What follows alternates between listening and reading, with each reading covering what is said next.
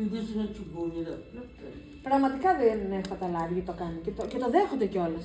Κάθε μέρα.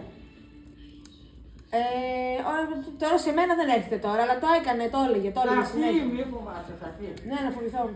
Όχι, Ρωσούλα μου, δεν φοβάμαι πια. Και περνάει και κάνει έτσι. Ναι, ότι άμα του κάνει κανείς νόημα να μπει μέσα, κάνει έτσι. Μας έχει τιμωρία τώρα.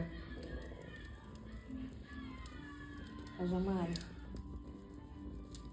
Εσύ με τα σουβλάκια σε εμάς και πέρα. έχεις κρατήσει ιδέα. Ωραία, φόταν, αλλά δεν έπαιρνε σουβλάκια. Του μυρίζανε Πουρνίδας λέει. όχι μωρέ.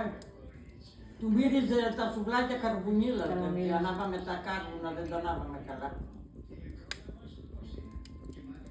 Ναι, μπορούμε να βρίσκουμε κάτι.